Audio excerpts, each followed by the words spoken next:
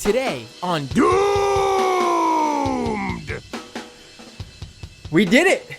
We got through the 4 nights of the Democratic National Convention 2020, the pandemic version of the DNC. It had its moments, but it also didn't have its moments. We'll be getting into it all with my guest, who I cannot tell you how happy I am. She is up joining me. What time is it now? Almost 11:30 p.m. Eastern Time, Thursday, August 20th, 2020, to run down the past 4 days of this thing. Let me pull her up on the screen and give her a proper introduction. Before let me just get us up here. There we go. Nomiki Konst of the Nomiki Show. Hey, you did it. I got it? All right. Sort of. Yeah. First time. Nomiki. Nomiki. There you go. All right. You know, the funny thing is I've mentioned you many times. I promoted you. I was guest hosting with the Majority Report crew earlier today, and I promoted this, and I apparently sometimes I get it, sometimes I don't. I don't know. My whole life. That's your whole life? Know me. Just know me, like everybody else. There we go. There we go. By my real name. I'm sitting on my couch. I just gotta say, I had to get a little bit more comfortable because I did not want to set up the whole studio today. So that's all good. Don't worry. It's almost 11:30. We basically, are giving people something like a late night TV leftist show right now with what we're doing. I know. You could watch Jimmy Fallon, Stephen Colbert, or this show. So who's on Jimmy Fallon tonight? I know it's competition. Corey Bush is on Jimmy Fallon tonight. Or is it Jimmy Kimmel? 2 Jimmys. It's very confusing. So, we might steal some ratings away. I'm sorry, Corey. Yeah, I'm sure that's gonna happen. Well, anyway, I will say one thing. I'm sure our interviews with Corey Bush are better than the Jimmys, whichever Jimmy it is. Right. No, yeah. And let me. And Bernie's on Colbert. Oh, sorry. I'm just gonna hijack the show. We've got some stiff competition tonight. I don't know what we're gonna do. We gotta really deliver. So I think you can do it. I think I can. I was actually just mentioning earlier today on the Majority Report when I found out that you will be guest hosting Majority Report tomorrow. I was like, damn, it's Nomi week. She's been doing a daily show during the afternoon to cover the DNC, and then she's doing tonight on my show, and then she's doing tomorrow Majority Report. Or after Majority Report, are you doing your daily afternoon show? So this is how we're going to do it tomorrow. It I don't know how it ended up evolving this way, but it did. Basically, I'm hosting my show in the Majority Report slot, and then there's like a little special afterwards. Yeah, it sort of evolved like, I think just like Sam, he realized we were doing coverage. He's like, well, how can we work together? And it's great because Noam Chomsky is going to be on our show tomorrow, which is like a lifetime dream. I was supposed to interview Noam Chomsky the week that the pandemic was officially declared, and I was actually supposed to interview him in person in Tucson, Arizona, because that's where my mom's family lives, her where she grew up. But I was going to go down there and stay at my grandparents' house, and then the pandemic hit, and so we delayed it. And and then I remember when our friend Michael Brooks got the interview with Noam Chomsky, I was like, Michael, you stole him from me. Yeah. But I'm very grateful that he did, because I think that he had a very big year of huge interviews. So I'm glad, and he obviously had a whole different set of questions to ask him than I probably will. I don't even know what I'm going to ask him tomorrow. The pressure's on now. I've got the Majority Report slot, man. You're probably gonna get lots of comments and questions in terms of like, Noam, what do I do about the election in November? And then he's gonna give you his answer, and they're gonna go, "Fuck you, Noam." I'm not. Yeah, I mean that's gonna be. That's gonna be what happens, right? Oh, oh, I Uh-oh, just you cut audio. off for a second. You cut off for a second. Uh-oh. Yeah, it's my audio just decided to switch. Can you hear me? You're much lower than you were before. That is weird. Okay, give me 1 second. Sure, no problem. We got all night. Built in. Oh, here we go. Oh, we went to my. It's because we went to my actual microphone. Can you hear me at all? I can hear you, yes, and you're getting a little bit louder as whatever you're doing. Yeah. Was it better the other way? Oh wait, here you go. Now you're back to where. Perfect. You fixed it. I am. Okay, I don't even know what happened. If it doesn't work again, just let me know. I shook something and then it like made an announcement that my mic changed. That I know what you're talking. I know exactly what you're talking about, but don't worry about it. Sounds good now. Folks, if you want, you could drop a super chat in here, and I'll get to it if you have a question or comment for me and Nomiki, and let's get talking about the DNC. We got a lot to discuss. 4 days worth of amazing content. I mean, let's start. I don't want to just be people are gonna be like, oh, and here comes Matt Binder to raid on everyone's parade on a show called Doomed. I mean, it should be expected, but let's start with the positive. And I do think I do want to give props where it's due from a technical standpoint, with what they had to do in terms of run this event, this 4-day event during a pandemic with their speakers and basically all over the country. They technically pulled it off, and they pulled it off without a technical hitch. It was it came together, and there were, I don't know, I could probably think of maybe like one technical difficulty they had, which is, as someone who does live streams, I mean, they obviously have higher end studio type equipment, but as someone who does live streams, I can sort of respect that in a way, and I thought it was well done, because not everyone who took part was in a TV studio. A lot of those people were actually just live streaming from their home or office, so they pulled it off technically. Yeah, it was a huge endeavor, and I mean, I think it definitely, just like our coverage of the DNC on the Nomiki show, it got better technically as the week went on. But I will say our people are probably the best. But no, really, for the reality is like the DNC is not necessarily okay. It's not that the DNC is not known for technicals. It's that they give a lot of excuses for not having like technical setup, and I think it's an excuse because sometimes like they'll have these DNC meetings, and I'm getting right to it actually. Like the committee meetings that they have, reporters are always complaining and saying things like, oh, we don't have Wi-Fi down here. And they're like, oh, yeah, we were having difficulty setting up the Wi-Fi in the hotel basement. Probably just didn't want to pay for it, but that's like one side of it. But they also don't want reporters and people live tweeting and like, live streaming the committee meetings. They just don't like that. And they've been able to control it by putting these meetings in basements of hotels. And even though the meetings are supposed to be open and press is supposed to be able to come, they don't announce them until last minute. They don't send out press releases until last minute. So I'm used to hearing the excuse that the DNC just doesn't have a great budget when it comes to this kind of stuff. It's like, well, where does the money go? Really, right. Where does it go? I mean, I'm just starting off from the top of what I'm known for in the DNC with my DNC Unity Reform Commission. Right. But watching this, I mean, I'm watching Tom Perez on screen right now, and what seems to be his office, and I'm or some sort of office setup, and he's talking in front of his computer on his computer camera, not a live stream camera, and so like it's. The technology is also there. Like you and I both know, it's almost like when you make things more complicated, it becomes more complicated. What I'm watching right now is probably being done on OBS. For those insiders who know what OBS is, obviously right. You do. No, I mean, I'm watching the screen. I'm just like, this is the moment for this type of event. They couldn't have gotten away with this 2 years ago. With that being said, the convention is a huge endeavor, and I don't know. I mean, I knew as soon as the pandemic hit that they were going to cancel it and make it virtual. And then there was a big fight about it internally.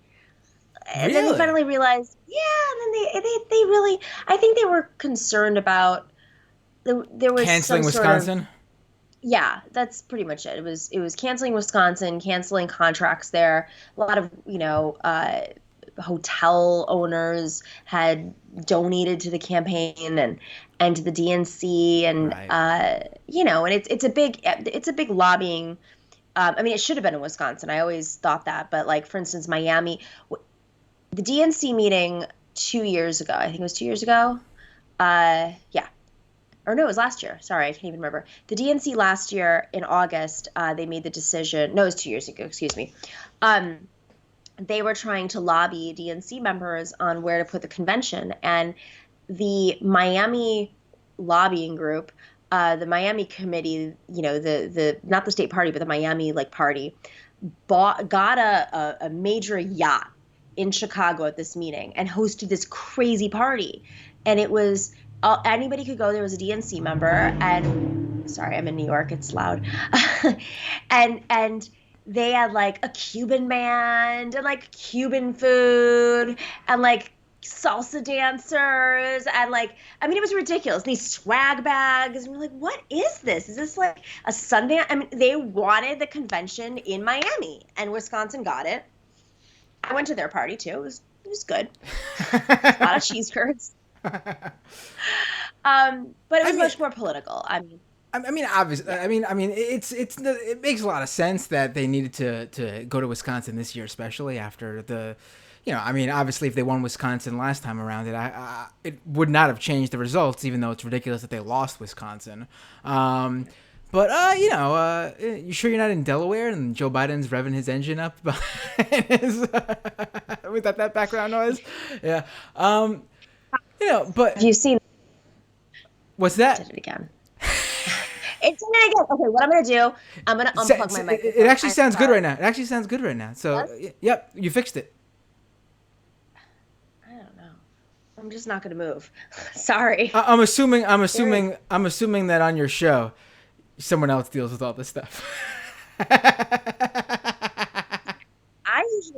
I set this stuff up. I have to. No one lives with me that Right. produces my show. That's true. So for whatever reason, it's messing. It's just on a different surface normally, and I have like a different setup. But yeah, I mean, it's not the fun thing. Yeah, I'm not into the technical stuff. It's just not my jam. No, don't worry about it. These like you. I'm really impressed. I mean, you, David Dole, Sam too. I mean, Sam obviously has a whole team, but like the fact that you're able to put this all together on your own and cut clips, and I mean, it is so much work. It's so much work for me just to like book people and prepare and like write questions out and read, and I don't know how you guys do it. I don't.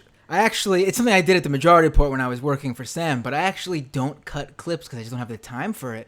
And it's honestly, I think, like one of the major things that's holding me back because I have an audience that obviously listens to the 2+ hour long podcast when you combine the first half of the show and the patron only half of the show.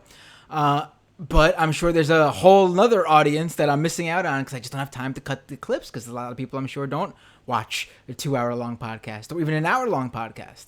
I got to get on top of that like I did for Sam back in the day. It is a thing, man. Yeah. I can't even, for those of you watching and you have this is so much work. And for people who are doing it like that's all they're doing. They like wake up in the morning, they like read the news, go on Twitter, whatever people do to get their information, and then they like just churn out clips all day long and cut them. I'm exhausted. I mean, I think I'm also exhausted because I'm also old. I'm getting there. I'm getting to the point where I'm old. But watching this convention, so on this night, right? This is Thursday night, and I know we're going way off topic, but this is what happens when you decide to have me on at 11:30 at night. Oh no, this is what I expect when I do one of these super late night shows. It's like a variety hour. I'm gonna have a crew come out and juggle and.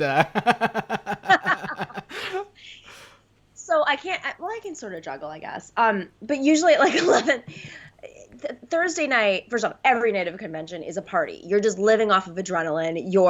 And like, oh my God, 2016, we were like at war. Like, this was the night Hillary Clinton spoke, and I stood up and I put like an American flag over my mouth, and I was right in the front, and all these cameras saw me. And then, like, a few days later, Sirius XM, who I had a daily show on, they called me into a conference room and were like, basically threatening my job because I stood up in the middle of the speech protesting essentially, the war policies Right. of Hillary Clinton. So, I mean, like, that was 2016 this night. And tonight I just sat here and I was like, it's a nice video about Joe Biden. I mean, I definitely cried when the kids were talking about Bo. I'm a human. Right. I'm also old, guys. I'm old. I get sad when I hear about people dying. Bo Biden was not a war criminal. I didn't get sad over John McCain. That was ridiculous. What the hell was that? Right. John yeah. McCain. Stop saying Come you're on. old, because I think you're only like a year older than me. So please stop. We have our team, we have some Zoomers on it, and I love it because I'm just like, yeah, I remember being like you, having energy. The millennials, the millennials who are on the left are very youthful. We're a youthful bunch. You don't have to, we're very. Just tired, dude. Tired. Right. But you make a great point though about the 2016 DNC because I actually was also there. We didn't know each other then, so it's too bad because we could have said hello. But I never met you on MR. What's that? Yeah. I did meet you at MR at that point. No, we've never met in person actually. Really? Really? Yeah.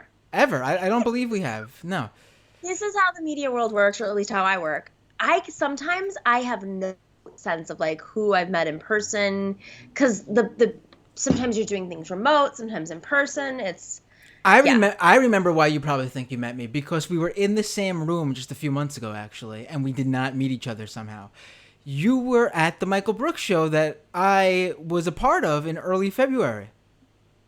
And I saw you in the crowd, and I think you like waved to me, and I waved to you, and then I was looking for you after the show, and you told me you were looking for me after the show, and we apparently completely missed each other. Yes. So we'll have to. Yeah, that was great. We'll have to redo that, but we'll have to eventually meet when the pandemic's over. But 2016, I was there. That's over. Right. See you. We'll never be able. I'm so sorry, Matt. Right. See you in maybe a year. Maybe at a best case scenario. Yeah. But 2016 was sort of this really big event that I think I mean, I've never been to a convention, so maybe before 2016, so maybe just being part of the first one there myself. I mean, I went with a bunch of people who were working for this website that I worked for at the time. It was actually a pretty cool crew of people. Z-Way, who's like a big comedian now. Two of the guys from Chapo, Felix and Virgil. Rob Wisman and. You went with them? We stayed in the same house together for a week. Oh my God, I can't even. Because they were doing Carl Diggler at that time. Oh. And I worked at the same company as them, and Rob Wisman and Stefan, boring as heck. That's what he goes by on Twitter. They do the Block Party and Go Off Kings show, podcast and live stream. So it was like a big crazy thing. But it was a lot of fun, and I even tweeted early, like the first night. I was like, man, just 4 years ago, I was doing all that with those people. Fast forward to today, I'm sitting on my couch watching this. And it's like, that's not the fault of the Democrats, but, it was a big thing to try to make this feel like an event, having everyone do it from their home. And again, props to them for pulling off the technical aspects of it. Definitely not easy. But of course, it's going to come off awkward and weird, which a lot of it did. Content-wise, let's again get the good stuff out of the way. AOC was great. I think Bernie did a good job. He had some great lines, and he played the role that he needed to play well. Tonight, I think actually Cory Booker and Bernie stole the whole convention with their little back and forth together. That actually won me over. I thought that was really great when Cory Booker said to Bernie, "Why does my girlfriend like you more than me?" I mean, fantastic. Fantastic. Yes, and it also, I will say one thing, knowing Cory Booker's girlfriend pretty well, um, she's amazing. We're talking about Rosario Dawson, if you guys don't Yes. know. She got a lot of heat because she's been dating Cory Booker, and I don't know if it's public. I think it's public. She met Cory Booker through Ben Jealous, who was a Bernie Sanders surrogate in 2016, the former president of the NAACP, good friend of Rosario's when he ran for governor 2 years ago in Maryland, I don't even know what year it is right now. A year ago, I think, no. Yeah, no, 2 years ago he ran. This is really a problem, guys. And she was out there campaigning for him. So she got a lot of flack for not like supporting Bernie because they thought that she had changed her politics. She's always been a radical. And if you look in the background, he has like the new Jim Crow in the background. I'm like, is this guy getting radicalized? Is he going to come out like a minute later and be like, I stand with Linda Sarsour? Because I sure hope he would. But of course, he's an AIPAC. I'm so. The problem is I'm so jaded, Matt. I'm just so jaded. The Zoomers act like they're jaded. When you're not jaded until you're tired. Like you can be skeptical, but if you're tired with it, that's like actual being jaded. Right. I mean, I'm jaded as well. You're not alone in the jadedness. I mean, it's hard for me to watch this thing tonight and not think it's. I don't want to say ridiculous because it's not made for me and you. This is an event that's for, and I don't get these people. I don't get how you could be this person. I mean, I get it obviously if you have a nice home and you benefit from these people pushing these policies, but the people who are like rah rah rah Democrats who are not that, I don't get it. If you're someone struggling and in these policies that Republicans and Democrats put forward together, policies that Democrats don't put forward. I don't understand it. It's almost like you're a masochist to me in terms of you being like parading around for these guys. I mean, I've already made my intent clear in terms of what I personally will be doing come November and who I'll be voting for. But that's it. That's all they're gonna get from me is a vote. What state are you in? I'm in New York, so I don't have to. I'm in Queens. Wait, where are you in Queens? I'm in Queens. I'm in Flushing. Why aren't we doing this in person? You're in Flushing. Okay, I'm in Astoria. We could just like meet in the park and do this. Right. Then we can actually meet. Okay, right. Case closed. This is ridiculous. I thought you were like in Pennsylvania or something because everyone's in Pennsylvania. No, I've been. I'm a lifelong Queens person. Been here my whole life. Wow. Old school. Flushing all the way from the beginning? Flushing all the way, or the surrounding areas, but it's basically all in the Flushing zip code. So Flushing my whole life. Nothing weird about two people. We have set up a whole lighting rig at 11:30 p.m. in a public park with cameras. My mom's in town. My mom's in the other room right now. She's like, wait, what you're doing? Because I don't have a big apartment. I have a tiny apartment. So she's like, speaking of prime DNC audience, she's like, oh, this is great. I'm like, we're having two very different experiences. I do, that is the thing though. I don't get it. What is it about, what is the generational difference where they like boomers, and I'm guessing your mom's a boomer. Breaking news. What? Joe Biden is on TV right now eating ice cream or cereal. I can't tell. He's doing an after-hours show. I don't know what's happening right now. It's on mute. There's an after-hours show, DNC after-hours show, hosted by Andy Cohen, and I think a bunch of celebrities and some people I don't know who they are, and Joe Biden, who just came up on screen, lifted a bowl of what I think is ice cream and ate it. I'm sorry. We'll go back to boomers in a second. So now I gotta compete with Joe Biden's late night talk show as well. Damn. I mean, this is. But what is it about, I'm assuming your mom's a boomer. My dad's a boomer. We're the same age. What is it about boomers? They just love civility. They just love it. They love civility. They don't get. That was it. She said it. She goes, this is the last where we might have someone who can like deal with the other side. Like they just get. they just get so horny for please and thank you. I don't understand. Like that's like they just love it. I don't like. Listen, you could curse me out and call me a piece of shit as long as you're doing good for the people and pushing forward good policies. That's fine with me. I mean, I don't care about civility. In fact, that's the one thing I hope gets carried over from the Trump era, that the era of civility in politics is dead. I mean, we don't want it. I don't want it. That's please. Well, and that's not always. I mean, that's a myth too. It's like it's not. It hasn't always been this way. There were. I mean, definitely hasn't been this way. Jackson is a perfect example. I mean, there's plenty of moments in history where people have gotten mad at each other in Congress and gotten physical. But I think like there's a mythology, and Bernie falls for it too. I mean, he was the one who was like, Joe Biden is my friend. Joe Biden is my colleague, and like he wouldn't go after him. And both my parents are Bernie Sanders supporters, so it's not like they love Joe Biden. They just see it as such a different. I think what Donald Trump did to them was what the economy crashing did to millennials. The economy crashing in 2008, in particular, after plenty of other crises, essentially broke our mindset, broke our brainwash on what institutions were supposed to deliver for us. We were supposed to go to school, get good jobs. Okay, great. Go to grad school. That's how you're forget the idea of pensions and all the other stuff, Social Security. It was about how our lives were architected, right? They were designed based on a system that collapsed before our eyes while we were still in school, just getting out of school.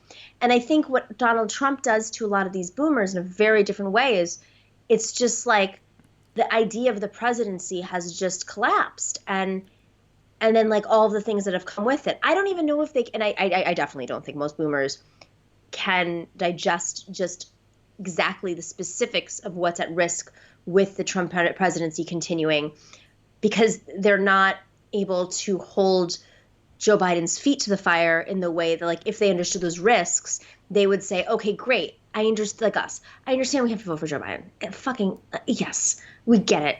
But we're not doing it without some conditions prior and after. And it's a real complicated strategic conversation we have to have. But there's a class of boomers who are unwilling to have that conversation because they think that if they have that conversation, it empowers Trump. Right. Does that make sense? Right. No, absolutely. And I want to make it clear to people who are listening, because I always, I love the generational war thing. I'm not someone who thinks, that's just no. I think there's something very true to the fact that a majority of the problems in this country are because of decisions made by boomers. Obviously, not the entire generation had a hand in those choices and those decisions, but the ones who did are boomers. I mean, it's just how it is. Sorry, good boomers. Yep, but here's the thing too: the boomers who were truly affected by the pandemic, job loss of, worried they could pay their mortgage, worried they're going to they can't pay their rent. Those aren't the ones who are sitting at home caring about the civility in politics. In fact, I doubt those people are really paying much attention to politics in general, in terms of at least Trump bad. That stuff doesn't even probably even go over, most people, unless they're in this weird political bubble that we're in, most people just don't have the time to spend on that. I'm talking about the very comfortable people who just have a problem with Trump's language and just how the norms being that's the major issue. They just can't get it because they're not struggling, they're not hurt. The pandemic hasn't really taken anything from them. I mean, except they can't go and get a drink with their friends during Sunday brunch. You know what I mean? That's. And that's really who I feel like a lot of the DNC is for. And I get that's not everyone. I know there's, but at least the white people watching contingent of the DNC, that is a lot of who that is. It just is what it is. Yeah, I mean, did you notice during the DNC somebody tweeted something like workers. Wait. I have to find it. I'm going to find the exact thing because my dad posted it. My dad was like radicalized during the DNC. It's hysterical. His Instagram. Go follow my dad on Instagram. He's blown up. It's just, it's a weird thing. Is your dad an influencer now? He basically is. Damn. He's riding my. No, he follows like all the meme accounts and he's like reposting all this stuff. It's hysterical. But he posted something really funny. Wait, where is it? Okay. Working class. Help us, please. Republicans, no. Democrats, no. Heart, hashtag BLM, pride. That's good. That's, like, the convention to me, you said something important. Like, it's a certain class of white voters who buy this. But I noticed something, and this is, I think Michael Brooks would be all in with me talking about this. I noticed something very odd about this convention. Either you were a rich white person or you were a person of color supporting Joe Biden. You were not a working class white person. Well, maybe towards the end there were a couple of people, I shouldn't say that. But there surely weren't any people that were like outside of the elected officials who had run against Joe Biden, who have challenged Joe Biden in any way, who supported Bernie Sanders or frankly even Elizabeth Warren. Right. Yes, that's I was gonna say. You mentioned right before we went live that where were the union reps to this is the Democratic Party? What's going on here? This was insane. This is actually extremely unusual. You at least have one or two union leaders on air. I mean, even in Hillary's campaign, I believe Randy Weingarten spoke at the convention. Right. Who's the president of the teachers union. Now, right now, of all moments when you should have the president of the teachers union on. Say what I know a lot of people criticize me for mentioning Randy Weingarten. Get over it, guys. She's the president of the teachers union. Who else is going to? But that's another point. Yeah, the left's can complain about her, but that actually strengthens your point. The fact that you have a an establishment supporting, centrist supporting head of the teachers union, and they couldn't even find a place for her. They couldn't find a place for her, Randy Weingarten. They couldn't find a place for the person who effectively ended the shutdown against Donald Trump, Sarah Nelson, who is a dynamo. I mean, she was on our show yesterday. I got to go check it out, the Nomiki show. She is just one of the most inspirational leaders. Flight attendants work. I mean, the airline industry is it's a mess. If we can get on a plane next year, that will be a miracle, guys. So, get ready to start pumping gas and make sure to take your driving class, because we're going to be driving on our next vacation, or taking ships across the sea, because the flight attendants are at risk of losing their jobs right now. Wait, breaking news: Alyssa Milano's on screen right now. Just wanted to throw that out there. And then Mark Dimmenstein, who is the postal workers union. How can they talk about all these issues and not have anybody representing them? What party are we? We had people run for governor of the Republican under the Republican Party, and people who are former Republican. Molinari, no one knows who even boomers are like, who is Congresswoman Molinari? The only people I know who she is because I'm a nerd, a political nerd. I'm from New York, but how is it that those people had slots in the convention and the union leaders, nurses, Bonnie Castillo, none of these union leaders or union members, frankly, were on stage. Right. And those unions endorsed Joe Biden. What are you? Who are you? Yeah, that's another thing too. Joe Biden. It's not like Joe Biden is some Bloomberg type who's Mr. He's like Mr. Boss Man, and his whole shtick is that he's blue collar, working class kind of guy. He supports the Joe Schmoes, the working man, the common man. Where were those people? It was bizarre. It's not even like this would have went against Joe. It just strengthened the whole Joe Biden meme of who he is. Just weird. Well, because that's ultimately it. It's a meme. That's it. You've just said it. What this illustrated, this convention, and I think people are starting to understand this in a deeper way than we've been talking about this. People who are involved with the DNC on the quote unquote reform side for a long time.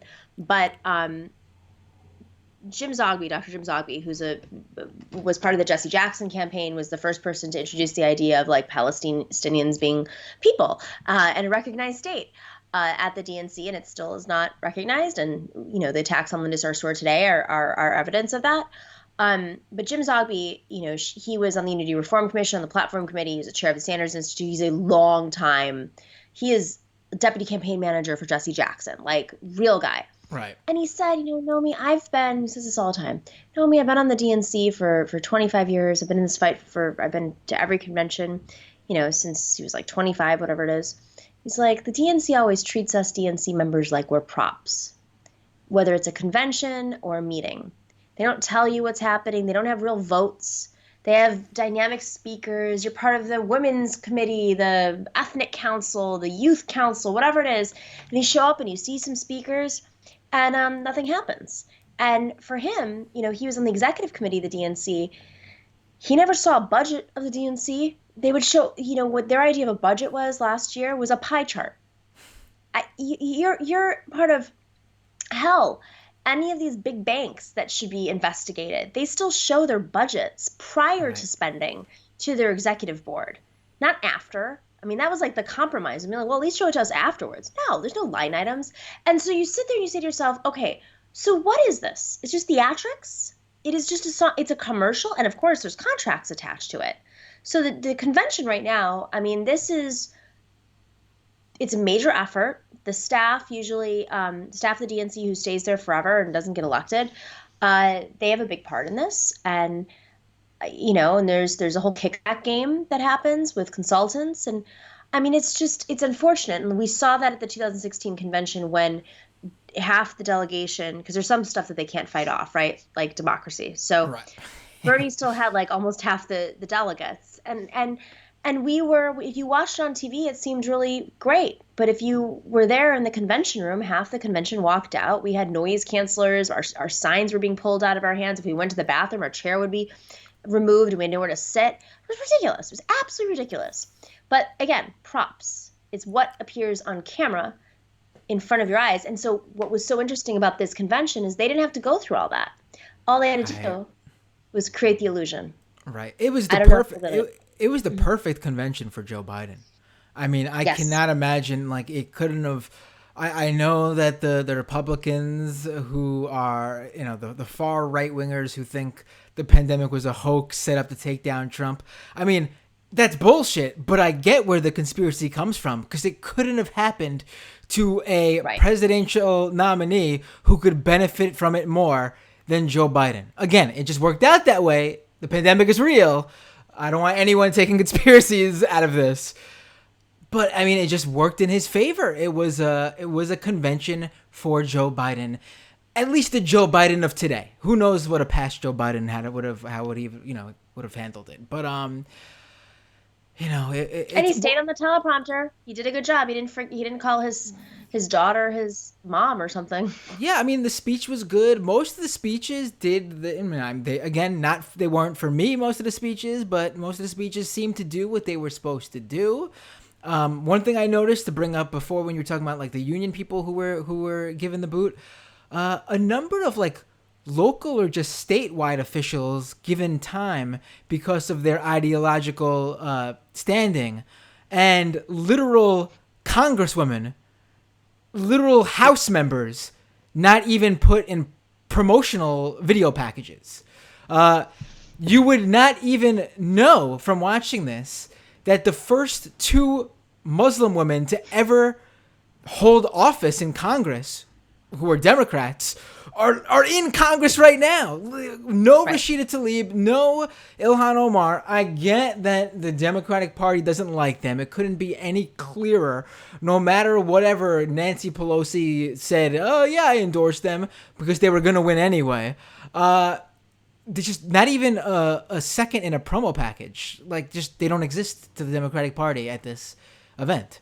AOC wouldn't have even, her face wouldn't have been anywhere. The youngest woman ever nominated to, ever in Congress, not nominated, just elected to Congress. Yeah. Elected to Congress. Yeah. Right. she would not have been there. She wouldn't have had a presence if it wasn't for Bernie asking her to be the one to nominate him. Just really just stunning. And this is, again, an event where from a party that just loves to bolster their identity politics, history making. That's just, first this person to do this, first that person to do this. And I get it. Those are things to definitely be proud of. Yet they weren't proud of these three women who made history. Of course not. I mean, Pelosi had no problem appearing on the cover of Time magazine. I mean, it really goes back to donors. It's always donors, right? The DNC, literally the Democratic National Campaign offices, the building that they're housed in on South Capitol Street in Washington, D.C., which is the DNC, the DCCC, and I don't know what's going on TV. If you guys are watching right now, there is a comedian squatting, jumping up and down. In teal boots. Who's the comedian? She looks, I don't know who this person is. She just did a split in the middle of the floor. I don't know. I don't have the sound on. I mean, she looks funny, but I'm just like, is this right for the convention? It's really weird. She's wearing like shorts and like teal boots, and now she's doing a squat. She's literally sticking her leg up. Like, I don't know what's going on. I'm going to try to pull this up on my phone because I got to see this now, and I don't want to overload my computer. This is insane. She just did a split in her kitchen where she put her legs out in between the counters. What? It's like a gymnastics routine. I mean, I'm sure we'd all think she's funny, but again, and then there's a woman doing sign language. Splits in her kitchen, which is a huge kitchen, by the way. Like, who has a kind of kitchen like that? It's a comedian. And that isn't like Jerry Seinfeld. And she's doing these splits, and then meanwhile, there's someone doing sign language to whatever comedy action. I don't know what's going on. Anyways, but that's an example of just like, what? This is like the aristocrats, right? But the Democrats, exactly. I'm gonna watch this one over again. What were we saying? Sorry, it was just very distracting. No, I totally get that someone doing splits during a Sanders is on TV now, guys. Who? Bernie? Simone Sanders. Oh, I thought you said Bernie. Oh, right, yeah. We could, yeah. All right. Skip that one. She's next. Anyways, yeah, I think, it's very distracting. If we had, if it was up on the screen, we'd be able to talk about it. But, the Democrats are they're very good at hashtagging, as we all know. It's like a corporate branded, it's all about a corporate branded message. But at the end of the day, the Democratic, National Committee, the building that they operate out of, one of the major donors is a huge pro-Israel AIPAC donor. And that's a big part of the party. I mean, Alan Dershowitz just 3 years ago was part of an effort to get Keith Ellison out of the chairship because Keith Ellison was Muslim. Right. And they supported, Tom Perez. And there was a major effort, a smear effort against Keith Ellison to certain committee members at the DNC so that they wouldn't vote for him. And then it became a press peg, and that really affected Ellison. And Ellison barely lost. I actually think the vote was messed with.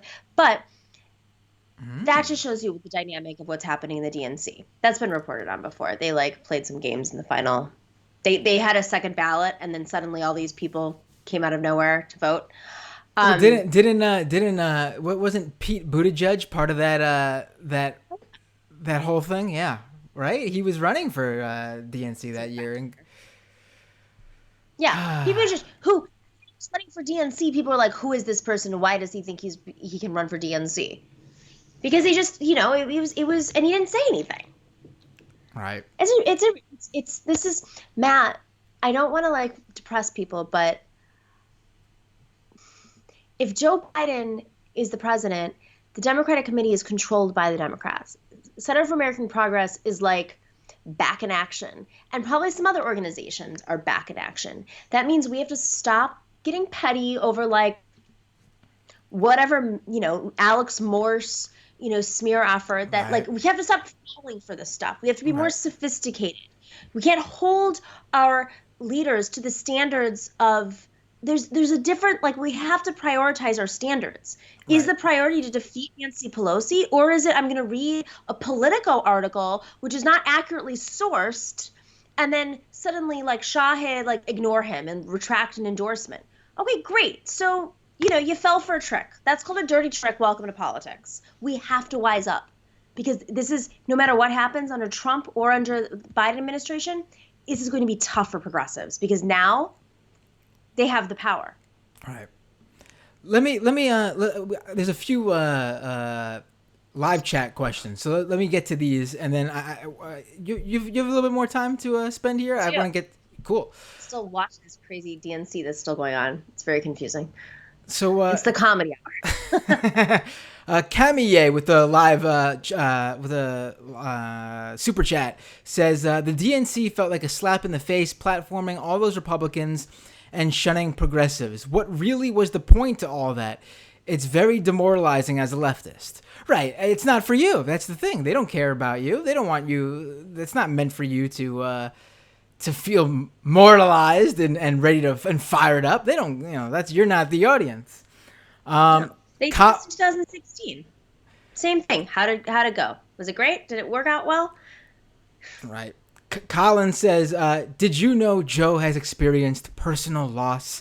I'm not going to go there. I mean, it is a very sad story, his story. There's so many things you could hit Joe Biden for. I mean, obviously they're going to use that because it's a very, it's a good way to hook people into someone. If you could feel empathy towards someone, it gets you on a human level.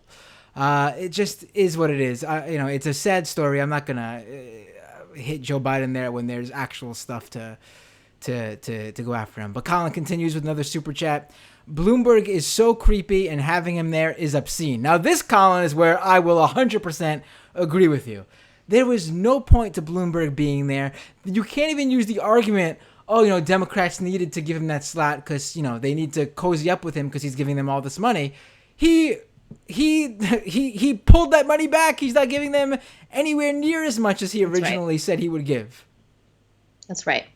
Yeah, and not only that, how can you be the party that honors Black lives in this moment and then put Michael Bloomberg, who stopped and frisked, New Yorkers, who cozied up to the NYPD, the broken windows policies. How can you gentrification? Who had the poor tax on communities. I mean, that's just the beginning. He wants to privatize schools. He's a charter school freak. I say.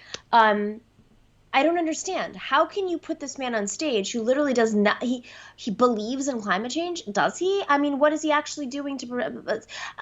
I'm like, there's no reason. There's no reason other than the fact that he's like pals with the Clintons and he's pals with some of the DNC members who are his consultants.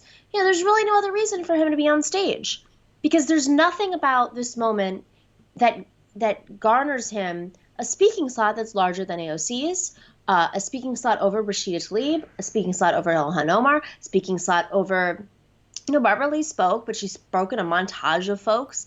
There's so many people who could have spoken at this speaking slot over Sarah Nelson, speaking slot over Mark Dimmenstein of the flight. Or how many times do they say postal workers? Right. How many times do they say post office and teachers? Right. And do they say Bloomberg LLC just as many times? No. Right. All right. Well, they did have, instead of getting literally they could have just gotten a mail worker, a mailman or a woman. They didn't even need to get it. Just have someone who delivers mail for a living go up on the screen there. But, they did have that comedian who lip syncs to Trump talk about how important mail-in voting is. I mean, because vote. Right. I don't know, Matt, if you know, just vote. Right. That's all. That's all it was. Vote. Listen, even Obama, and we talked about this on the Majority Report earlier. Even Obama, it was say what you could think, whatever you think about Obama, but one thing that he's always been good at is campaigning, whether for himself or someone else. He brings back campaign mode Obama, and it honestly, whether you like him or I don't know how, campaign mode Obama is actually so hard to not like. He is so energetic and fired up and witty, and he's really good. That's like when he is on point and at his best. Right. And for this, I guess it was just like there's no crowd for him to pull energy from. I don't know. He could have still done it. We got just monotone to the camera. I mean, he did get emotional at points, but not emotional in the way that fires people up. He was just President Obama, which was not disappointing. Yeah, literally nobody killed it. I think out of everybody, the person who killed it the most was who? Jill Biden. Jill. Yeah, I thought it was, I don't know what she personally stands for, but I thought it was a nice moment. She's a teacher. She was there. She talks about teachers. I mean, this is what people are concerned about right now. They leaned into talking about how she was teaching while her husband was the vice president. She didn't have to do that. Right. She's by the way, she's not a doctor of medicine, Whoopi Goldberg. I know you might think that she could be. But Whoopi told me that she's a great doctor. What are you talking about? She's the next. I thought she was gonna be the next Surgeon General. What's going on here? I think it might be a conflict of interest now if she becomes, can't be first lady and that. Unbelievable. Yeah, just unbelievable. Whoopi knows. She said it with authority. Right. Listen. Yeah. People would probably hear that and they'd think, oh, come on. She heard that she was a doctor and she thought the Surgeon General thing. Yeah, that'd be fine, I guess, if that's all she said. But that's not all she said. Like you just mentioned, with authority, she declared, Jill Biden's a great doctor. It's just like, what? Also, like, there are so many types of doctors. I wouldn't even say, like, a podiatrist could be the Surgeon General, That's a real doctor. A very real doctor. Like, probably still wouldn't say, like, Jill Biden's a great podiatrist. Probably shouldn't be Surgeon General. Just gonna leave it there. Oh my God, what is going on, Matt? Is a mess. All right. Clement with a blank super chat just wanted to give us props, I guess. Thank you, Clement. Kamiye says this year's DNC was like watching a centrist/Republican version of the Emmys. Yes, it did really feel like that, didn't it? It felt like an award show of some sort. It really was a bizarre type. The host, Julia Louis-Dreyfus, she was the best of the hosts in terms of delivery. You can tell she's just very comfortable with hosting. Yes. So, no comment on the content of what she was saying. I thought a lot of the jokes fell flat in general. But she was, very good at hosting. The other nights, though, were just like, this is like, just because you're an actor and on screen all the time doesn't mean you're good at live TV. I think a lot of people know, like, it's sort of like a general rule, actually, in like the television and movie industry, where it's like, someone who makes movies where there's a director and lots of cutting and lots of takes, they're not necessarily going to be good on stage or doing live television. It's not something that it was just it wasn't as good as Julia Louis-Dreyfus was a good host, but that's about it really. Well, she was an improv artist. Right. I mean, I just have to say, can I just move my computer over so you can see what's on screen right now? Because it's so much. I'm gonna move it back. It is a little bit much, and I think your audience deserves to see this. This is Diplo. Oh my God! Oh, wait! The stuff is not in this. He had Diplo. Wait, graphics. Bring back the graphics. He's been doing this for like 15 minutes. Oh my God! What? And then there were graphics. Where'd the graphics go? Come back. This is literally like the DNC's after party right now. This is so bizarre. This was like. Do you remember? Did you see that? Did you see that one after the first night with the? Yeah. The American flag in the background and the weird green screen effects with the I don't remember who was singing. Just bizarre stuff. He doesn't need those speakers in the corner. He understands he's on. This is TV. This isn't like, you don't need that. Oh, look, there we go. Here's some graphics. Dinosaurs. Okay. Oh, I see that on the screen? Yeah. What? Why are they doing this? But he had other stuff before. He had like Diplo coming. Oh my God! What is going on? For people who are just watching the podcast right now, what Nomi is showing us is Diplo, who's like for people who aren't familiar, he's like a DJ, and he's literally in front of a green screen, But you don't see the green screen obviously because There you go. they've put him in on the White House lawn. The White House is behind him, and it's just with bizarre. psychedelic colors now in the background. Oh right, there's like psychedelic space graphics behind the White House. What happens when you're like a 50-year-old DJ? This is what All right, I got it. This is what you. This is what you do when you're trying. This is like the whole weird stuff about the DNC musical acts. It's like what you do when you're trying. Wait! I gotta turn around again. Now he's flying. Oh my god! They had him. Oh, what is this, guys? He's flying to the arena. Can you see this, or am I? What arena? The one in Wisconsin? He just flew into the arena, and now he's DJing at the DNC. Oh my! But no one's there. Nice. He's DJing to nobody. What's this? He was DJing in front of the White House, and then they zoomed his body above the White House, up and over to the outside of the DNC arena and into it. And now there are all these like fake hands, like it's a T-Mobile commercial, like cheering great coverage or something. This, this is what you do when you're like a 50-plus-year-old person who's putting this together, and you know that the kids are weird nowadays, so you're trying to be weird too. It just bizarre, just bizarre. People just got high. They were like, "All right, it's legal now. Let's just put this together." I actually think these are the young ones. I think these are like the dorks. You know what I mean? Not the dorks, the hacks. Right. Because I know some of these people at the DNC. I'm like, there's no way. But then again, they're the young Democrats.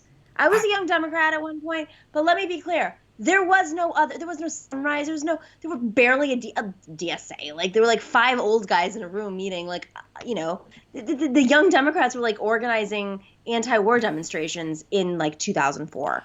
Right. In Arizona.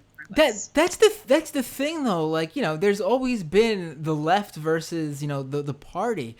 But at least in modern times, 2000 forward, I would say, with the Bush presidency, the Democratic Party was, at least not the Democratic Party, I should say, because a lot of those people voted for the war. But the Democratic base was right there alongside the left in a lot of ways with the anti-war movement. It's just so weird. Like, Obama gets elected, and the Democratic base just becomes full on like Democrat stands. Like, you can't treat politics like that. That's not how it works. These people aren't your favorite celebs. These people are elected officials. You got to hold their feet to the fire, even if you like them. You don't need to not like them to do this. Like, they're not your friends. But you don't have to like be mean to them if you don't want to. But you can still criticize them when they're wrong. I don't get it at all. It's just. Well, and that's why you're left with a DNC staff that's like, they're not true. I mean, I shouldn't say there's some good. There's some people who are like, in fact, trust me, there are people in the DNC staff that are like DSA members, but they're not the ones like putting this on. Yeah, I don't get how you could be a young Democrat. I don't understand. I know there's honestly not many of them. I would say like the young people, millennials and Gen Z people who are political are leftists or just don't care, or they aren't political at all. Like, there's such a small amount of them who are like proud Democrats, and I just don't get them though. I just don't understand. Like, they're hacks. I mean, you come from a place of privilege. It's that simple, I guess, right? I mean, I think they want jobs. I mean, it's like this guy who was working with against Alex Morse. He was like not even an official role, wasn't he? He was like kissing ass because he wanted a job with Neil, and that's New York is full of those folks. There's a lot of those folks like that who will. They're the kinds of guys like you're at a forum and you're running for office, the leftist candidates happened to me a few times, and people would show up in the room, they'd ask you a question, and they were like they're put up to it to ask a question, And you'd be like, I remember responding, like, oh, did my opponent tell you to ask that question? Like, oh no, I was just really curious. Why does your voter ID say that you were registered in 2000, whatever? Like some stupid wonky question that nobody Right. cares about as a voter, and also isn't necessarily true. It's probably like Oppo research. Those are those people. Those are Right. the people that are putting this on.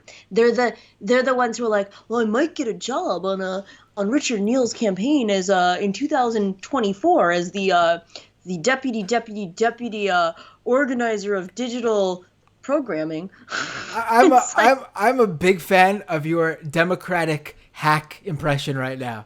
I'll bring it back. I got a lot of them. So let's actually we're still, I think this is still in the realm of the conversation of the DNC, but I do want to bring this to you because you brought up Alex Morse. And you said something on Twitter to me earlier. I think it was last week actually when this whole story broke. I talked about it on the Patreon half of the podcast last week as well.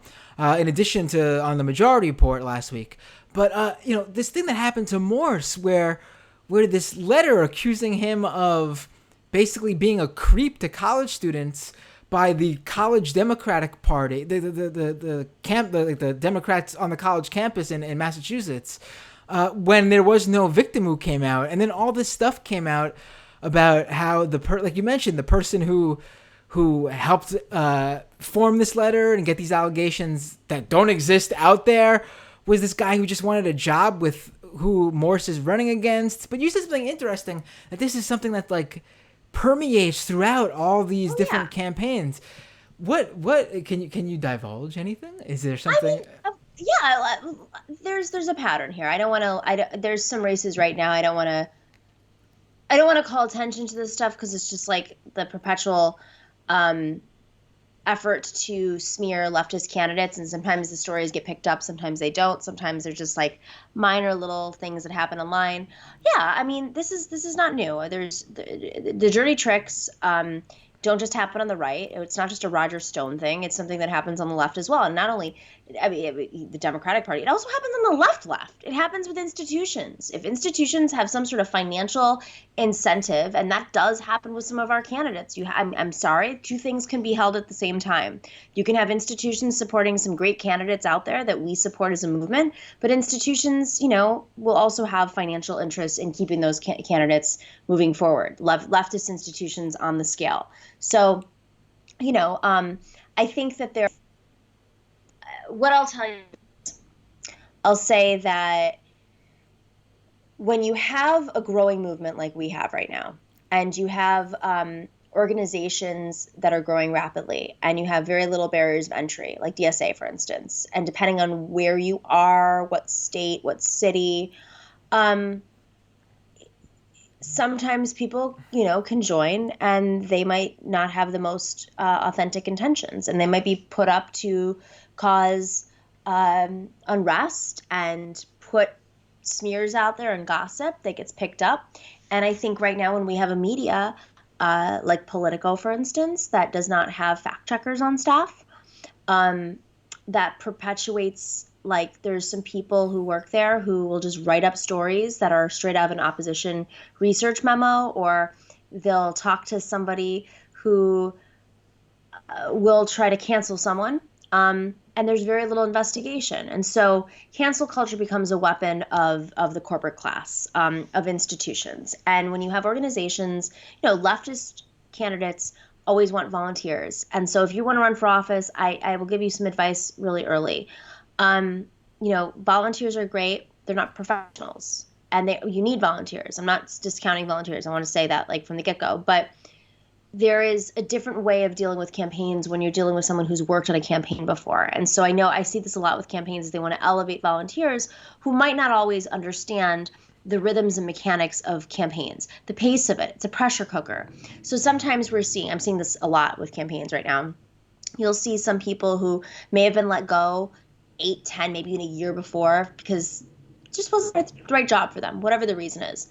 And then they complain like, oh, it's a hostile work environment. Well, it's a campaign. It's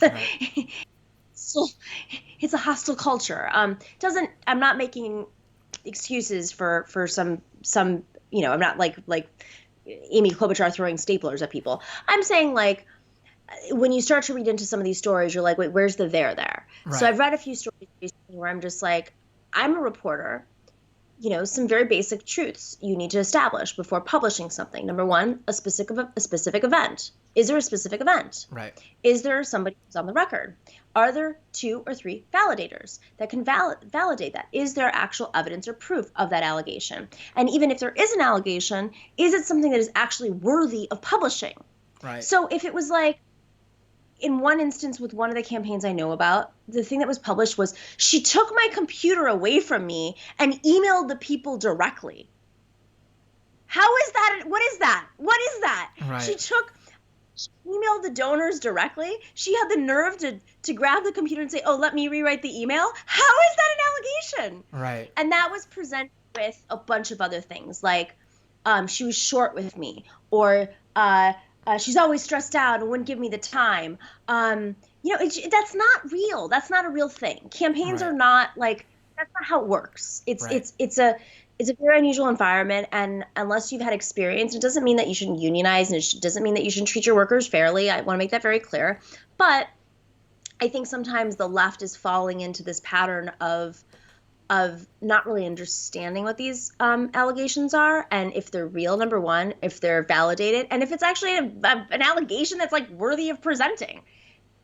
And with the Alex Moore situation, they were working with a guy named Jim Roosevelt, who is known as the fixer at the DNC. Literally, the rules fixer. He's been on the rules committee. He's FDR's grandchild. He's from Massachusetts. Is he the Roger Stone of the Democratic Party? No. He's very. I was on the Unity Reform Commission with him. He's very dry. Oh, okay. Roger Stone has a tattoo of Nixon on his bag. Right. Jim Roosevelt's just like, but that's what makes him effective. It's like, Right. oh, you don't even know Jim Roosevelt exists. He's like. He's the grandchild of FDR? Damn. Yeah. How far that's fallen. I mean, how far the Roosevelt family has fallen. I know. Well, look at Joe Kennedy. Hey. Yeah. Well. Yeah. That's another thing. The Nancy Pelosi coming out and endorsing him because Maki dared to have a good line that apparently to her sullied the Kennedy name in his campaign ad. Just incredible.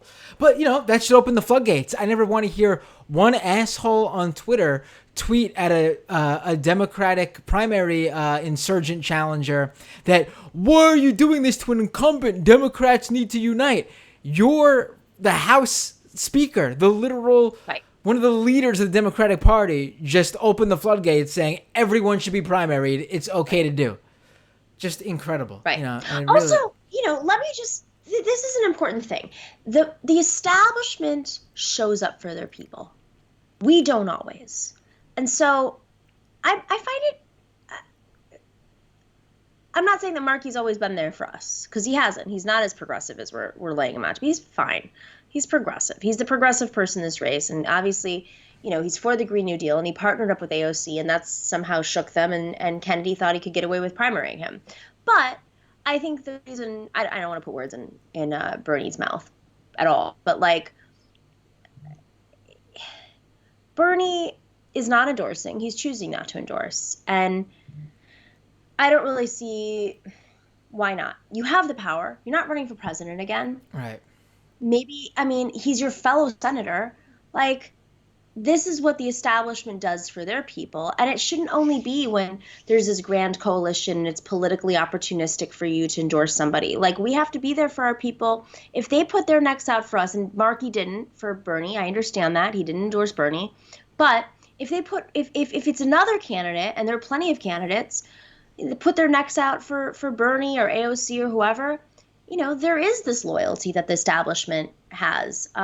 Hillary Clinton would never, ever, ever ignore somebody who worked for her. If they were running for office, she'd endorse them right away. And then that gives them the edge. If Bernie Sanders came in right after Nancy Pelosi and endorsed Ed Markey, let me tell you, Ed Markey, this is how power works. Ed Markey would owe Bernie Sanders. And so that's power. Right. I came in and I saved you. So it's just, there's a pettiness that we got to let go of and understand they see power in a different way. They will endorse people that they hate if it means that they keep their power. Right. Right. You know, it's there's a lot of this like people stepping over each other to out woke one another, Right. and it's so bizarre, the whole thing. I say it's like how, you know, like obviously there's nothing wrong with identity politics because all politics is identity politics, but there is a real weaponization of identity politics in bad faith, and it always bites the left in the ass. You know, one example, Right. and I've this person actually, I think they do good work. I'm not going to mention them, other than this just came to mind. They're just like a DSA activist who puts together these really great spreadsheets of information to like about candidates, and they do really. She does really. This person does really good work. But I saw them tweet out something in reference to the upcoming city council races next year, Yeah. and the person said, speaking about one of the candidates, you know, I really hate it when a white candidate runs in a district that's majority people of color, and I get it generally.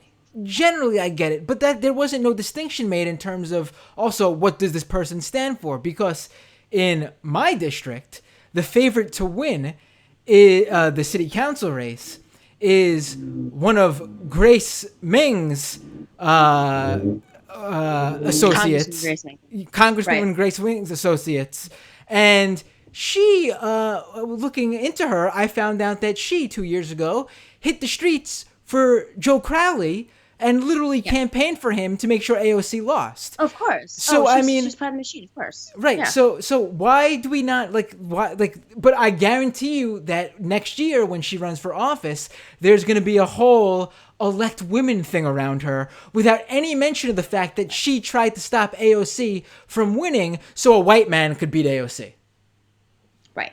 Yeah. I mean, that's the thing is it's like I understand what DSA they're putting forward an intersectional platform. It's very important, and having people that are representative districts, but it also isn't always true. I mean, there are candidates that have been supported that were not from the district, that don't look like the district at all, actually, but are people of color.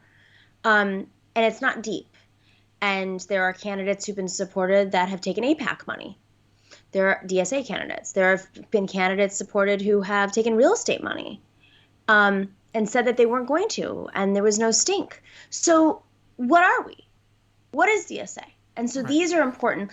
If you don't have values, and some of that happens because, you know, there are people in the room who may not have the right interests in mind. There are people in the room who may be DSA members now that also work for other parties, other organizations that want to make sure that there's a coalition behind the candidate that that organization is trying to pick. So they want to put their people in the room at DSA so that they have a coalition so that that party can make money.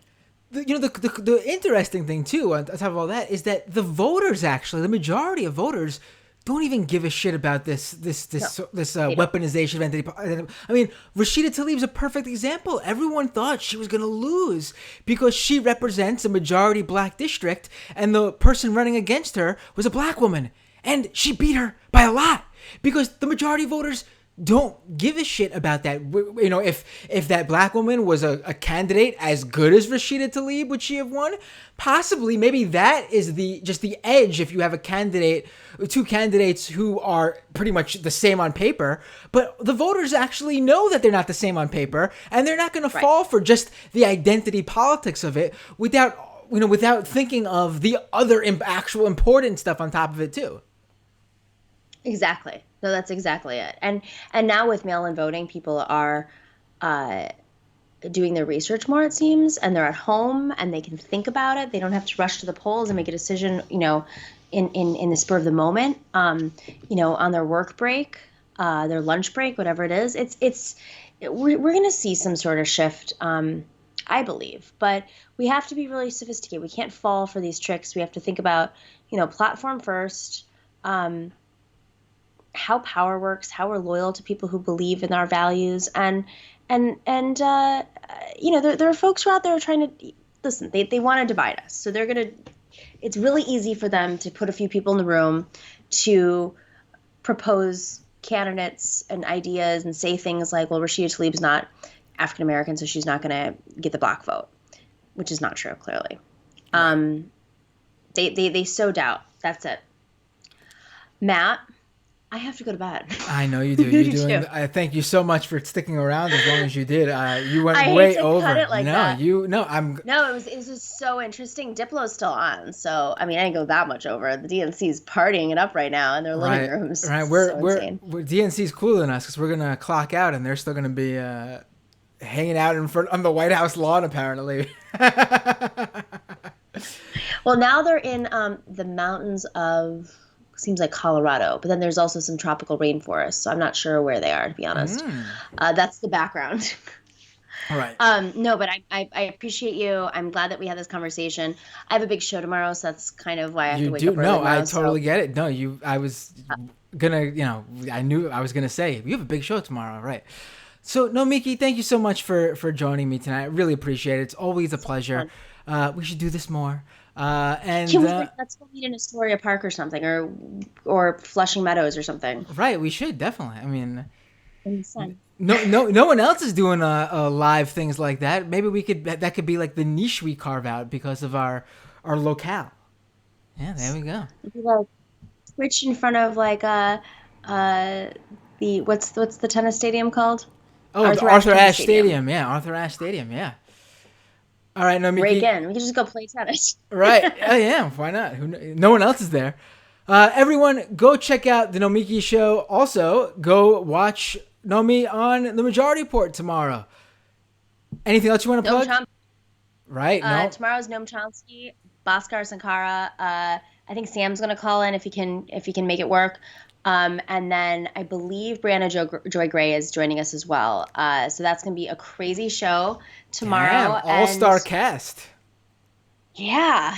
And then Matriarch. Make sure to support Matriarch. I'm on the board of it. It's an organization that supports working class women running for Congress, as we discussed. And we just had a big win with Cori Bush. She's one of our founding members, who I think we're competing with. She's on Jimmy Kimmel right now, or maybe. I don't know. Or Jimmy Fallon. Is there a candidate in an upcoming race that I know you don't have a lot of time. Just throw out one that we should all be paying attention to and throwing our support behind. I'm gonna break the rules. Go ahead. No, I was actually I was limiting it for you. If you want to go with more, please. Isan Lakey is running in Massachusetts 4th District. She's got an election on September 1st. She's running to fill Joe Kennedy's seat. It's a crowded race. She's definitely the most to the left. She's endorsed by Ilhan Omar. And Matriarch, of course. And then we have Marquita Bradshaw, who won the Tennessee primary with $9,000 against the DSCC candidate. She's the U.S. Senate candidate running in a general election. Make sure to check her out. We endorsed her this last week. It was a big deal. So, yeah, those are our 2 upcoming races. Awesome. All right, Nomi, take care. Thank you again for joining me. Much for having me. Have a good night. Super fun. Bye. Take care. All right, ladies and gentlemen, that was a lot of fun. That was really great. I should do more really like late night shows. I think the vibe of it's much different. Everyone's a bit, looser after a certain time, it seems. I remember it was sort of like this for some of the post-debate shows too that I did. Let me pull up. I went really long with Nomi. So I don't think, being that it's a special post-DNC show, I don't think I'm going to take the time to cut to the patron only half. I'm gonna go a little bit longer, but not a full patron show. It's almost 1 a.m. so I'm gonna go a little bit longer, just a few stuff here to talk about, and then that'll be it for tonight. I would like to first of all, patreon.com/mattbinder. The show is growing at maybe other shows this isn't quite Roadrunner-esque speeds, but for this show it is. We've got dozens of patrons in the past couple of weeks, and I've been able to, as you can probably tell if you've been watching this show, upgrade the camera situation. I'm using a new camera, much higher quality, coming in at 4K, but I think actually it can't, even though the camera is 4K, I think the stream clocks out at 1080p, which is a step up from the previous one too, though. I'm not using a webcam. I'm using a mirrorless camera. Also, there is the YouTube channel's been growing a bit. YouTube.com/MattBinder. And things are going good. So if you could support the show via financial means, again, that's patreon.com/MattBinder. Doomedpod.com for the podcast. Again, subscribe to the YouTube channel, youtube.com/MattBinder. Follow me on Twitter, Instagram, wherever you're on social media. Either at Matt Binder or just search Matt Binder and I'll come up the few places I'm not at Matt Binder on. And yeah. Thank you to all the patrons for supporting the show. Literally cannot do it without you. There's a few more super chats I'll get to, and then we'll call it a night. Renee says, vote locally, revolt globally. Oh, Clement gave me that matriarch question. Which matriarch candidates have primaries coming up that we can support? I just wanted to get the question into Nomi before she had to jump, but thank you, Clement. That was a great question. Colin says, the darkest and most frightening thing is the promise of a return to the glorious American empire. Also, Joe voted for Iraq. Right. Grim says, Nomi is another victim of stupid poll. No. I mean, Grim, I know you're the resident. I don't want to say curmudgeon, because I don't think that's exactly it. But you're very pessimistic, and trust me. I mean, again, the show is called Doomed. It's welcome here.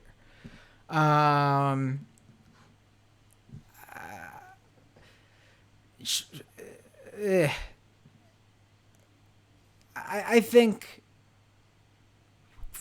calling out the different aspects of left-wing, the left-wing subculture, I guess you can say, because not all of it is directly related to politics. Just like all the different, this stuff falls over into, the left and its reaction to, entertainment and comedy and all sorts of other things.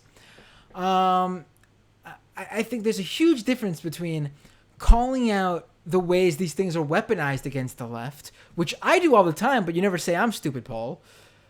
And then actually being someone who doesn't believe in identity politics or talks shit about identity politics like, say a Michael Tracy does. Those are two huge differences. It's not at all the same. And I don't know why you would... Is there something else that I'm missing? Is there another reason you said that? Because I didn't see it. And again, we've had this discussion about some of the people you see as that and some of the people that I see as that. And I know we're not always overlapping there, but I don't know what you see. So in this one, Renee says, no petty cancel culture exists with real issues like evictions and fascism. Despair will ignore that and revolt. Right. I mean, I got sort of there. It's sort of in the same category as just what we saw with voters going to the voting booth this year. Rashida Tlaib won re-election in a district where she is. It's a majority black district, and she won. She's a Palestinian woman who won that district while running up against a black candidate. It doesn't translate. And to obsess over it. Again, if you have two candidates who are the same on paper and one is more representative of the district than the other, then I totally get it. That's not... I totally am all for... we should have more women, more people of color in office. Absolutely. But not just any woman or any person of color. We want someone who represents the people. Otherwise, why not just vote for a black Republican? Why not vote for a log cabin Republican? Why not vote for a woman for Trump? Marjorie Greene, who just the QAnon woman who just won. Why don't you just vote for her if you're in her district? If you're a Democrat, that's Laura Loomer just won in Florida. She's going up against a Democrat. Why don't you vote for her? She's going up against a male Democrat, I believe. If you want more women in office, vote for Laura Loomer, right?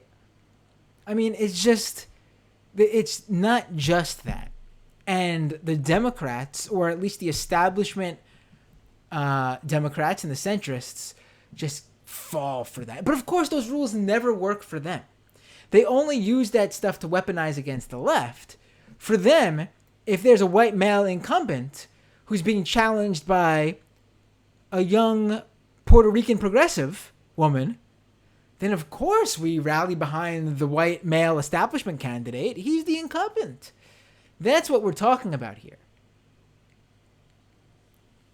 That's what we're talking about here.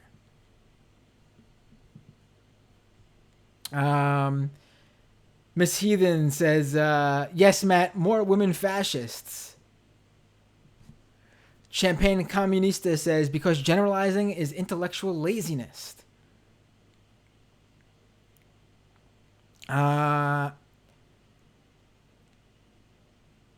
Grimm says, the people obsessed with cancel culture are not left. Cancel culture has no power and it is not a real culture. If you obsess over it, it's because you are hiding something. Well, yeah, a lot of the time, sure. But how is Nomi?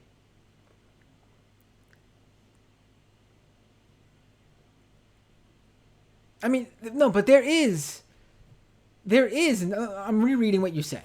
Okay. There is an issue, though, where Democrats or liberals will go after some, like, nobody online and try to ruin their life over stupid comments. Maybe you're talking about, like, general racism. Or there was that video of, and this one really bothered me, and I didn't touch it because I don't know what happened there, but it just wasn't clear.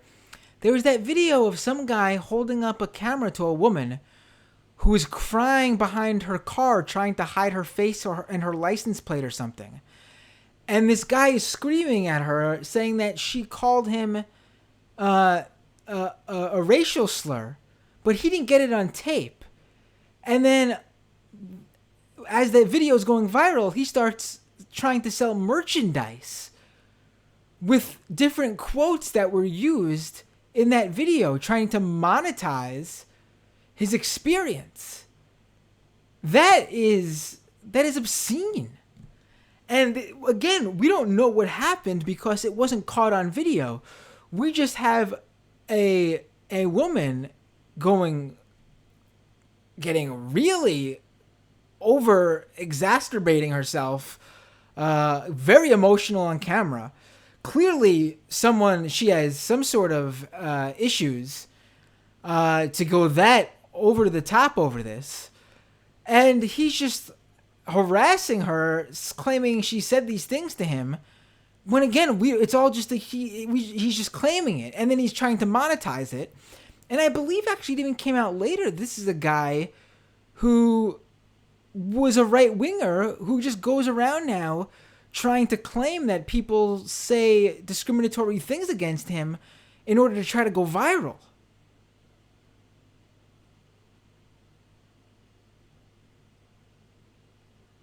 I mean, that's sort of the thing that I'm not into that.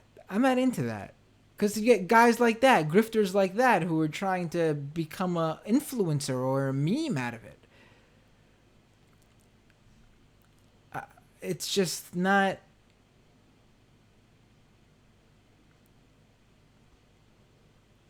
Luke says cancel culture didn't exist until it started to be applied to elites in positions of power. Only then has it gained any sort of cultural saliency. Right, I hate the general term cancel culture because I don't think that it really exists before it became this sort of online phenomena. Based on what you say, yes, I agree with you. But really, like, you have this, you know, it's, you can't just go around saying it doesn't exist now that it's a thing. You can say, like Luke said, that it didn't exist before this, and I think that's a good argument. But you can't just say it doesn't exist now, because it does. And you have to call it out. Listen, the right feeds off a lot of this stuff. But you it is what it is, you know? You gotta...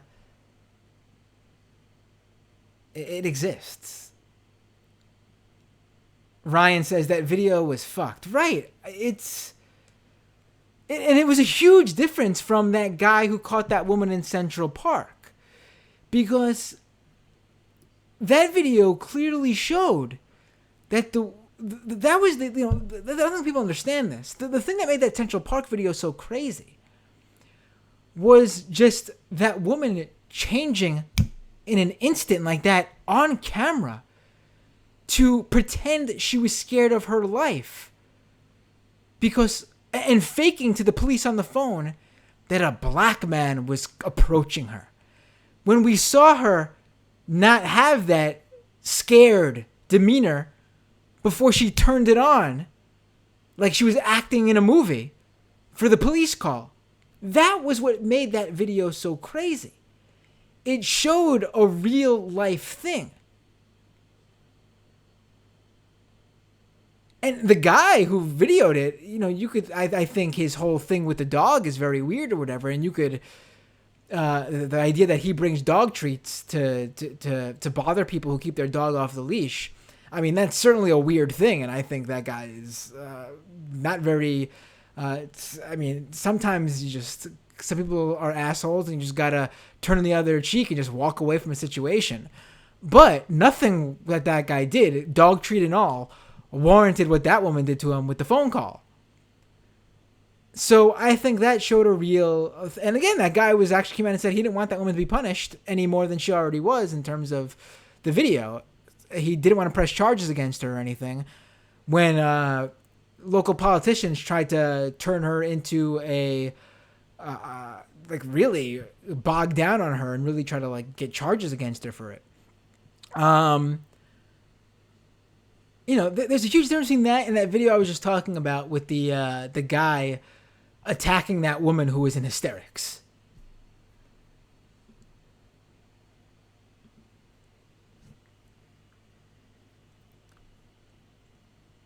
Ryan says, yeah, that woman was absolutely terrified. David says, I think often cancel culture is used as a shield against criticism. That said, we as people maybe need not pile on so much when dealing with each other. You got to pick your battles.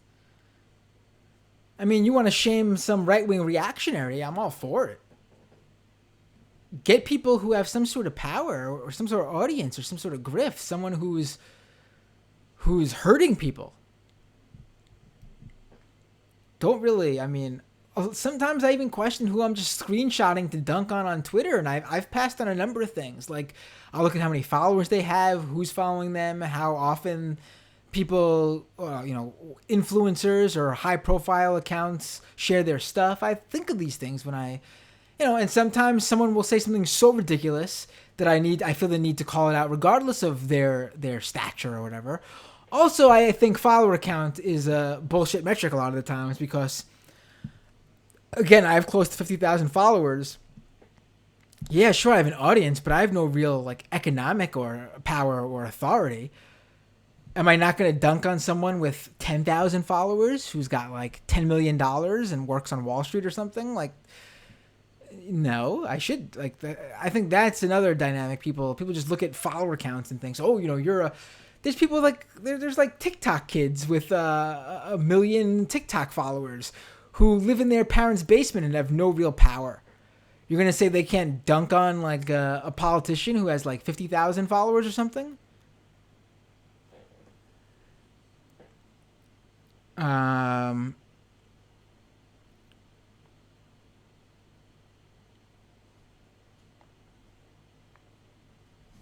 Miss Heathen says, yes, shame those in power who are harming others. Yes.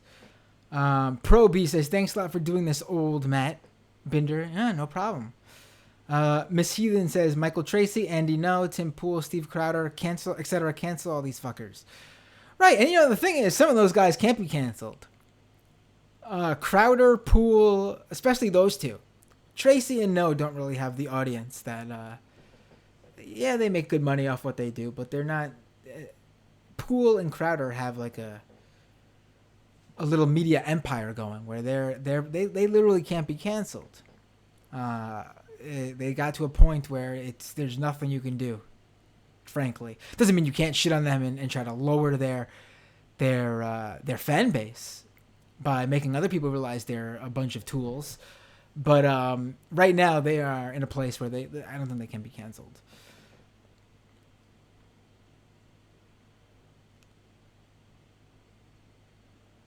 Mark says, can you play YouTube clips from MR on here? I wanted to hear your take on Jamie's attempt to pronounce Tommy Tuberville's. Is it Tuberville?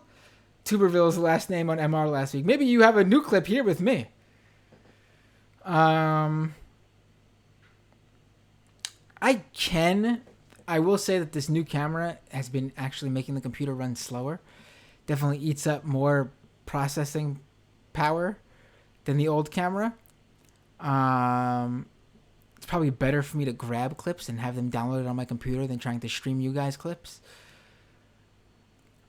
Maybe the next thing I could do eventually is buy a live streaming computer, one that's a little bit more powerful than this one. I could have the laptop used for reading these comments, and then just the streaming computer just for streaming. I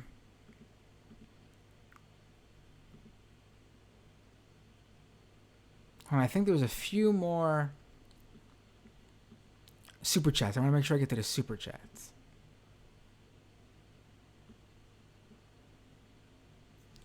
We have Proud Boy Boogaloo activity here. Yes. I'm going to actually make a form. Because people have been... and I asked for it. But people give me great guests to have on. And sometimes I save them. And sometimes I mean to save them. And they get lost in the show and forgotten about. Like lost in the midst of the show and get forgotten about. I'm going to make a form that I'm going to link in every description that allows you guys to just drop it in a form, and I will make sure I get it. I'll have a list of it, like a spreadsheet full of it, full of names that I need to book. I'm going to do the Steve Bannon thing. I did in the Majority Report earlier. I'm going to quickly cover that. And who was the guy who ran that thing again? I had it this morning. I don't have that in front of me now. Oh, yeah, Brian Kolfage. All right, so let's talk about this real quick. So, earlier today, news broke that Steve Bannon is being arrested and charged with felony fraud for his connection with that Build the Wall PAC's big fundraiser to help build Donald Trump's border wall. I don't know if you guys remember, but about 2 years ago, I believe it was 2018, when there was the whole fight in Congress to fund Donald Trump's border wall, a conservative activist by the name of Brian Kolfage set up a GoFundMe to raise funds to privately fund Trump's border wall. And he raised tens of millions of dollars from Trump supporters to build this border wall. And Don Trump Jr. came out and talked them up and said this is a great thing and shows what capitalism and private enterprise could do. And they ended up actually building a small sliver of wall in Texas, which, funny enough, ended up falling down just about a month ago, which forced Donald Trump to come out and make his first comments, at least on the record that we know of, about this border wall fundraiser, where he shit on these guys, claiming that they shouldn't have done that, And it was only done to make him look bad, even though they were huge actual Trump supporters. Trump claimed they did it to make him look bad. And Trump, in a rare moment where a broken clock gets it right, says that some things are better left for the government to do, which is absolutely true. And Trump was very upset that the border wall fell, and the news organizations that covered it made it seem like it was his border wall, not this privately funded one. So Trump was no fan. Well, it came out today, which should be no surprise to anyone who paid any attention to all this, because it didn't cost tens of millions of dollars to put up that little sliver of border wall in Texas. That Steve Bannon, this Colfidge guy, and two others basically used that money to fund their lavish expenses. They bought like a small yacht or a boat or something like that. Funny enough, Steve Bannon was arrested on a boat this morning. And another interesting thing, he was taken in apparently by Postal Service agents. Because, you know, they take over actually when fraud is conducted through mail.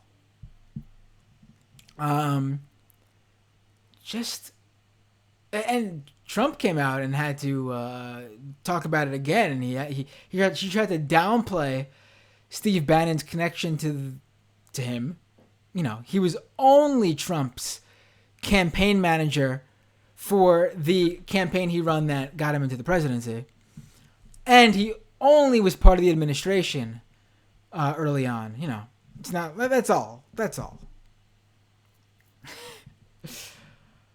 Incredible.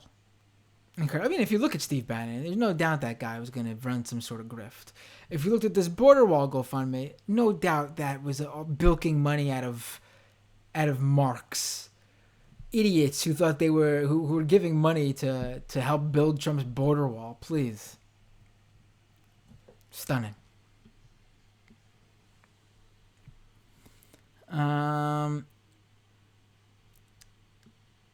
Champagne Kami with a super chat here. You compared astrology to QAnon on MR today.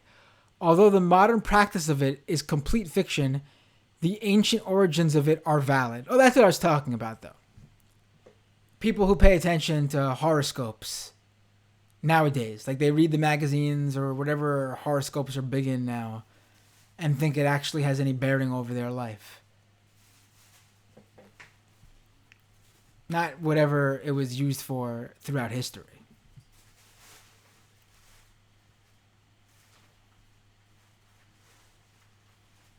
Miss Heathen says Bannon is a fucking piece of shit. Mark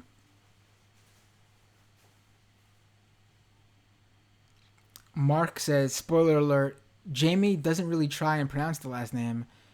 It made me bawl. Her delivery was so dry, I thought it was Ben Shapiro's wife. Oh, no. I didn't talk about the Shapiro WAP thing on this show yet.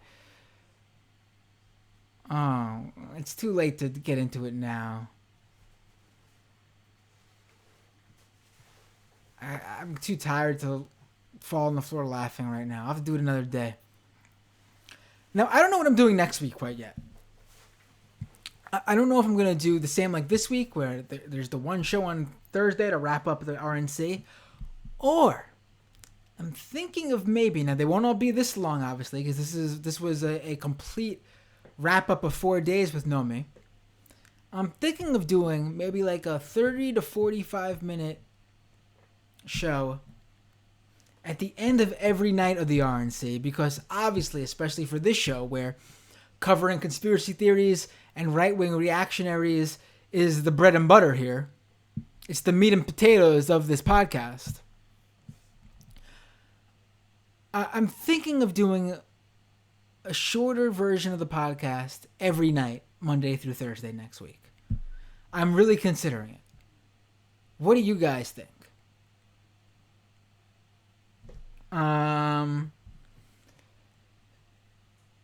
I'm thinking of reaching out to a few people and having a new guest every night, or maybe ask one person to join me all 4 nights. We'll see.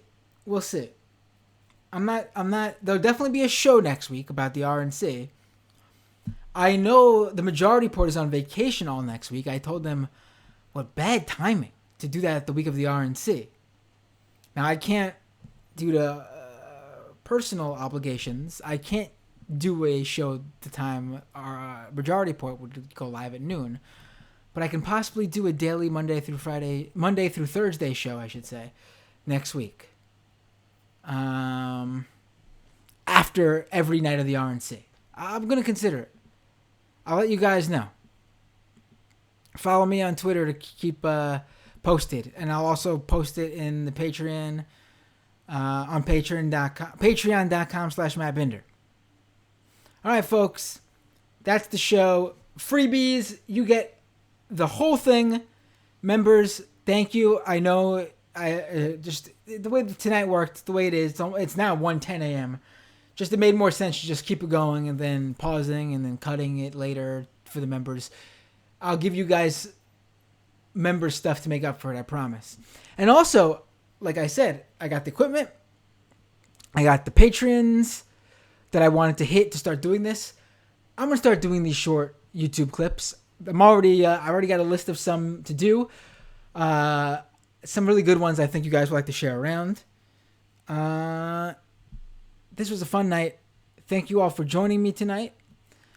And with that, I will see you all next time on Doomed.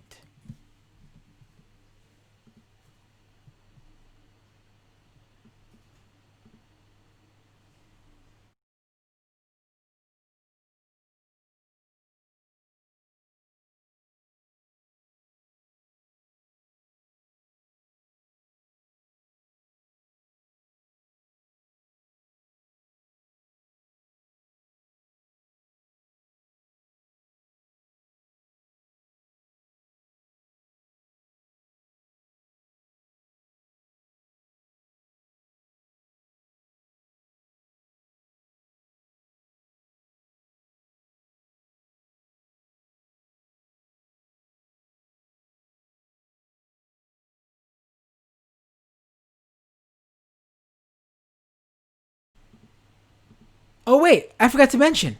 I'll cut that silence shorter in the podcast. I need to say this. It's my birthday on Sunday. August 23rd. That's my birthday. I'm going to drop that in here so you guys can all wish me happy birthday on Sunday. August 23rd.